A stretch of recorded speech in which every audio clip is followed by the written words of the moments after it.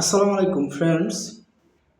আজকে আমি আপনাদের সামনে একটা থিম আলোচনা করব, যে থিমটা দিয়ে আপনারা যে কোনো কবিতা আসলে পরীক্ষায় থিম লিখতে পারবেন। বিশেষ করে যারা এই বছর আইএ পরীক্ষার্থী, যারা এইচএসসি পরীক্ষার্থী, তাদের পরীক্ষায় কিন্তু ফার্স্ট পেপারে থিম রাইটিং আসে কবিতা থেকে।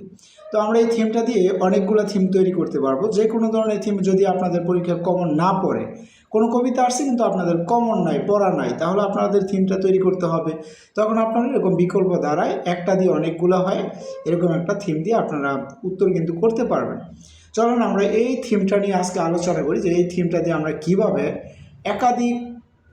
একাধিক কবিতার থিম কিভাবে আমরা এটা দিয়ে তৈরি করব।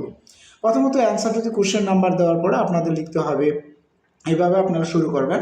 The theme of the poem, এই কবিতার থিমটা ইজ অ্যাবাউট হচ্ছে টপিক। এই টপিকের নাম, মনে করেন ড্রিম কবিতা আসছে পরীক্ষায়, আপনারা ব্যবহার করবেন এই জায়গায় ড্রিম। যদি মনে করেন আসছে বেঙ্গল ফেস কবিতা, তাহলে বিউটিস অফ বাংলাদেশ। অথবা আপনার মনে করেন সানডেজ যে কবিতাটা, ফাদার বাবার অবদান, ওইসব ব্যাপার আসতে পারে। এনি টাইপ অফ কবিতা কিন্তু আপনার পরীক্ষা আসতে পারে। তো বইয়ের আমাদের ফার্স্ট পেপার যেই বোর্ড বইটা আছে, বোর্ড বইয়ের অন্তর্ভুক্ত কবিতাগুলো থেকে আপনাদের পরীক্ষা আসার সম্ভাবনা অত্যাধিক বেশি।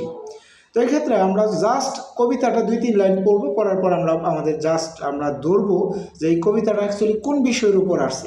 ওই বিষয়টার নামটা আমরা এই টপিকের জায়গায় আমরা বিষয়ের নামটা শুধু ইউজ করব, ওই বিষয়টা শুধু লিখব, আর কোনো পরিবর্তন হইল না। প্রত্যেকটা টপিকের স্থানে আপনারা শুধু ওই বিষয়টা ব্যবহার করবেন, তাহলে আপনাদের কিন্তু এই একটা থিম দিয়ে আপনারা যে কোনো থিম আপনারা তৈরি করতে পারবেন। তো লেটস রিড দ্য থিম। এই থিমটা চলেন আমরা একবার পড়ি, দেখি এই জায়গায় আমরা এই থিমটা অ্যাকচুয়ালি কী অর্থ বস করছে আর কীভাবে আমরা এটা দিয়া থিমটা তৈরি করব। The theme of the poem, এই কবিতার থিমটা ইজ অ্যাবাউট, আমরা ধরে নিলাম বেঙ্গল ফেজ আসছে পরীক্ষায়, তাহলে এই জায়গায় বেঙ্গল ফেজের মূল বিষয়টা হচ্ছে যে বাংলাদেশের সৌন্দর্য। তো এক্ষেত্রে দ্য বিউটিস অফ বাংলাদেশের সৌন্দর্য, এটা আমরা এই জায়গায় লিখতে পারি। ফ্রম দি পোয়েম, এই কবিতা থেকে we have come to know, আমরা জেনেছি অ্যাবাউট বিউটিস অফ বাংলাদেশের সৌন্দর্য সম্পর্কে, অথবা ড্রিম আসলে অ্যাবাউট ড্রিম সম্পর্কে জেনেছি।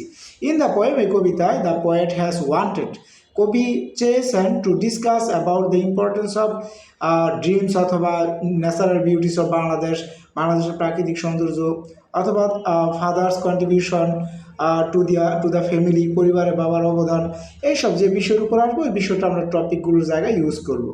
It is only one theme, এটার মাত্র একটা থিম আছে, বাট কিন্তু ইট সাপোর্টস মেনি আইডিয়াস, এটা অনেকগুলো আইডিয়াকে সাপোর্ট করে থাকে। The theme of the poem, এই কবিতার থিমটা গিভস দিয়ে থাকে আমাদেরকে মোরাল প্লেজার, আমাদেরকে নৈতিক আনন্দ দিয়ে থাকে কবিতার থিমটা।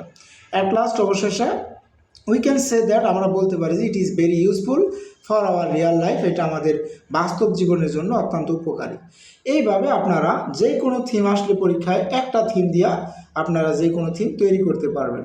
জাস্ট টপিকের জায়গায় ওই কবিতাটা আপনারা 2-4 লাইন পড়ার পরে ধরবেন যে আসলে কোন বিষয়টা হতে পারে, ওই বিষয়টার নামটা শুধু টপিকের জায়গায় ইউজ করবেন, আর পুরো হুবহুব যা আছে তাই লিখবেন, আপনাদের কিন্তু থিম রাইটিং হবে।